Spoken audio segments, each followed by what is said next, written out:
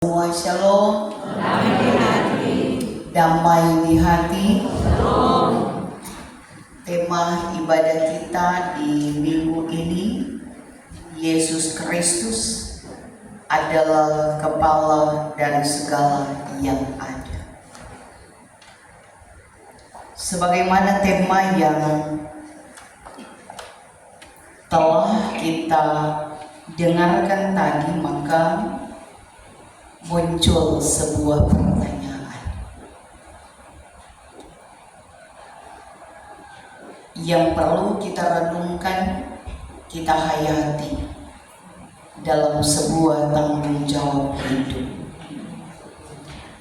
Apa arti menjadi orang Kristen sejati?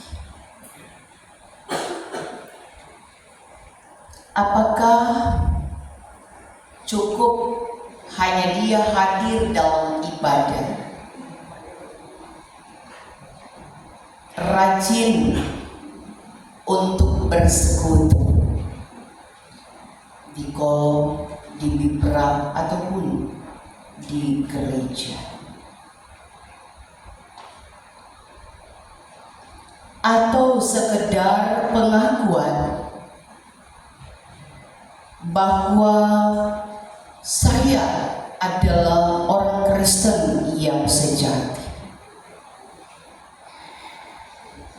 Ataukah kita dapat mengukur dengan cukup melayani di gereja, dengan cukup memberi persembahan, dan seterusnya? Karena itu, Paulus dengan tegas menjawab bagaimana sesungguhnya menjadi kehidupan sebagai Kristen yang sejati. Ternyata itu ditandai oleh sebuah iman kepada Yesus dan kasih kepada sesama secara vertikal dan horizontal. Lebih dari itu, ternyata Paulus hendak menunjukkan bagaimana sikapnya dia untuk tetap terus berdoa agar jemaat dapat memiliki pengertian yang benar tentang bagaimana Allah dan menyadari kuasa besar yang bekerja atas kehidupan umat yang ada di Efesus. Karena itu bagian bacaan ini bukan sekedar doa dari seorang rasul, tetapi lebih daripada itu adalah doa seorang gembala yang penuh kasih bagi kehidupan bersama dalam persekutuan, apakah itu jemaat ataupun itu dalam keluarga. Karena menjadi seorang gembala itu tidak hanya terfokus pada sebuah tanggung jawab sebagai seorang pendeta, sebagai seorang penatua, diaken, tetapi dalam keseluruhannya, dalam tanggung jawab di keluarga adalah kita sebagai orang tua menjadi gembala dalam hidup keluarga.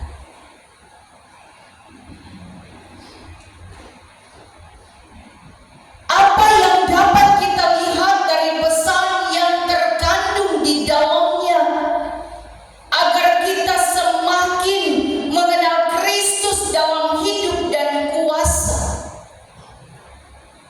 Paulus memulainya dengan mengatakan sebuah ucapan syukur. Dengan mengatakan, setelah aku mendengar tentang imanmu dalam Tuhan Yesus dan kasihmu terhadap semua orang kudus, aku tidak pernah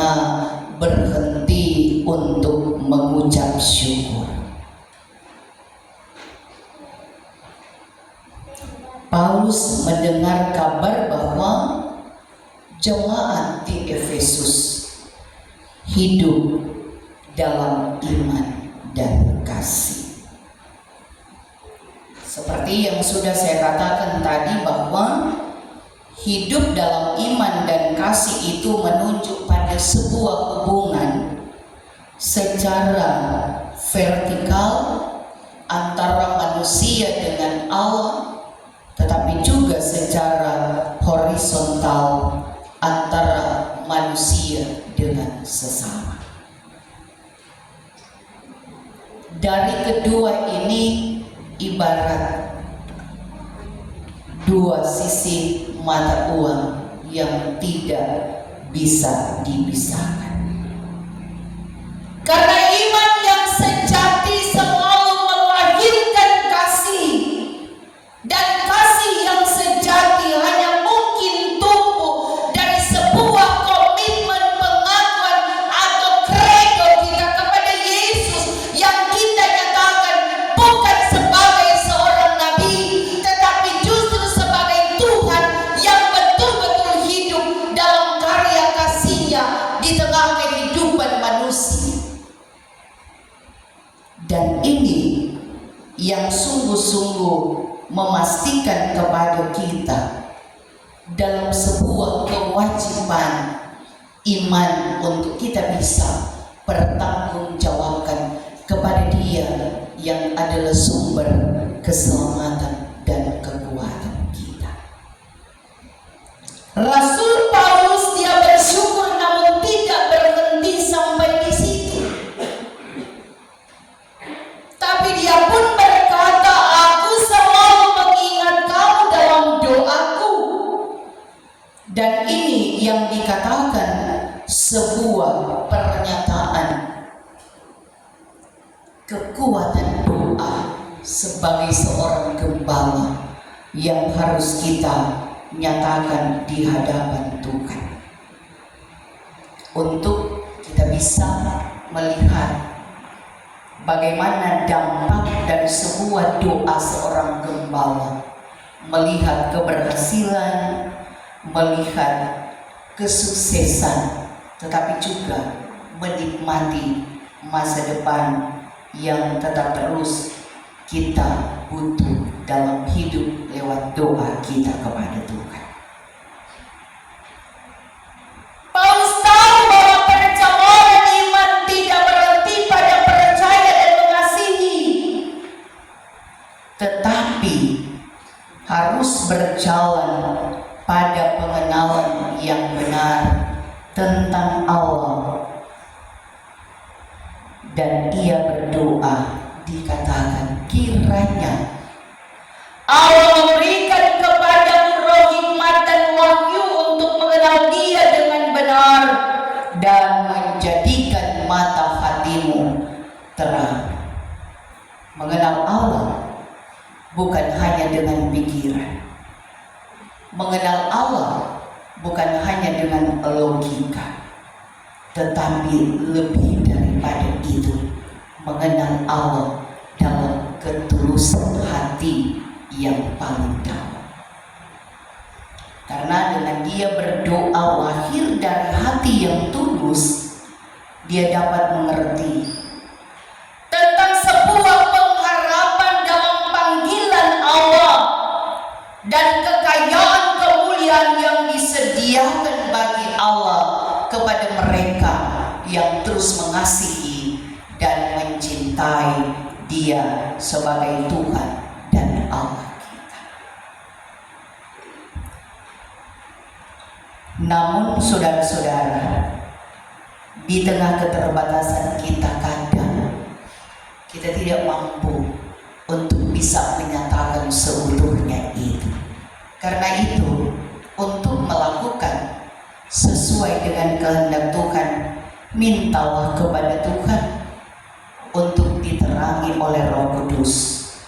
Karena kadang manusia hanya melihat dengan mata jasmani, tetapi ketika mata hati kita yang dikuasai oleh Roh Kudus, kita akan melihat semua rencana Allah di balik setiap peristiwa kehidupan yang kita alami. Bahkan di tengah penderitaan sekalipun, kita bisa berkata, Tuhan sedang bekerja untuk membentuk kita. Luar biasa sebagai kekuatan iman yang dapat dibuktikan oleh Paulus dalam pelayanannya bagi kehidupan jemaat yang ada di Efesus. Karena itu bagi kita, betapa hebat kuasanya bagi kita yang percaya, pasti tidak akan melebihi dan kuasa Allah yang Dia nyatakan bagi kita. Sehingga dikatakan bahwa kuasa Allah tidak hanya sekedar pada sebuah ungkapan. Orang pe Tuhan Pak luar biasa, orang pe Allah dahsyat, orang pe Allah hidup. Tapi dalam kenyataan, dalam realita, kita tidak bisa menjadi contoh untuk dari apa yang kita katakan. Karena hati kita, karena itu orang minta untuk Roh Kudus bekerja atas kehidupan kita. Itu sebabnya dikatakan pada ayat selanjutnya, kuasa yang membangkitkan Yesus dari kematian dan meninggalkan di sorga, menjadikannya kepala atas segala yang ada. Artinya bahwa Yesus tidak hanya hidup kembali, tetapi Dia hidup dan berkuasa atas segala kuasa yang ada di dunia ini, termasuk kuasa dosa, kuasa iblis, kuasa kematian, dan semua kekuatan dunia. Dan yang menunjukkan bahwa kuasa yang sama yang membangkitkan Yesus bekerja di dalam kehidupan setiap orang percaya. Karena itu saudara-saudara, jika Yesus sanggup mengalahkan kuasa maut, maka tidak ada masalah yang terlalu berat dan terlalu sukar untuk dikerjakan oleh Tuhan. Seringkali kita merasa lemah, seringkali kita merasa takut, seringkali kita merasa khawatir, seringkali kita cemas dengan kehidupan. Kita tidak sanggup menghadapi dengan berbagai persoalan dalam hidup ini. Namun firman Tuhan saat ini berkata bahwa kuasa yang membangkitkan Kristus bekerja di dalam kehidupan kita. Kuasa itu bukan sekedar untuk menyatakan mujizat besar, tetapi juga untuk mengubah hati yang keras menjadi lembut, menggantikan keputusasaan ada dalam sebuah pengharapan, dan menolong kita untuk hidup setia di tengah dunia yang penuh tantangan.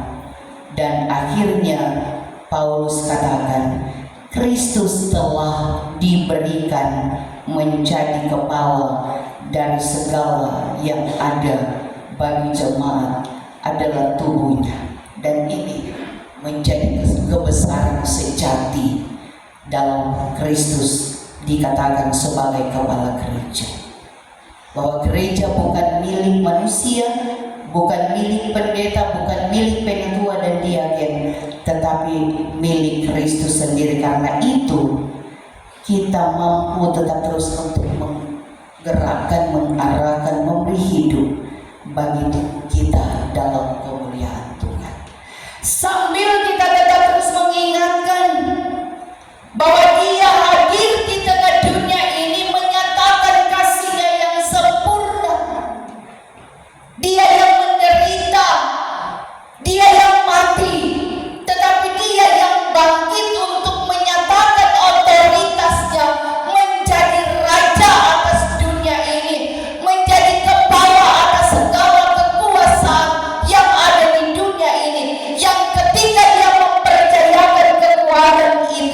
Mari kita kerjakan dalam sebuah panggilan iman, membuktikan dalam sebuah tindakan yang harus kita kerjakan dalam hidup bersama. Karena itu jangan sekedar orang bilang orang Tuhan hidup dan ada, tapi ketika persoalan datang, orang luluh dengan pergumulan, orang patah semangat, masa bodoh, pesimis, dan sampai pun ada menikmati kehidupan depresi. Karena itu kalau orang bilang orang Tuhan hidup, orang Tuhan bangkit, orang Tuhan ada, orang Tuhan kaya, tidak ada yang orang bisa khawatirkan. Tapi dalam semua aspek kehidupan kita akan dapat nikmati sukacita asalkan iman kita tetap terus tertuju kepada Dia yang bisa menguatkan kita, sehingga oleh hikmat kita akan diperlengkapi oleh Tuhan untuk mengenal tentang pewahyuan Allah atas hidup dan kehidupan kita di tengah dunia ini. Karena itu tolong buka tompe hati untuk diisi oleh kuasa Roh Kudus, sehingga orang apapun bentuk persoalan masalah, ketika orang buka hati dikuasai oleh Roh Kudus, orang akan nikmati hidup dalam ketenangan, kesejukan, kedamaian, dan kita memperoleh berkat karena Dialah Allah sumber berkat kita. Tekunlah berdoa, tetapi juga terus bersyukur dengan setiap hidup ini. Amin. Diberikan kesempatan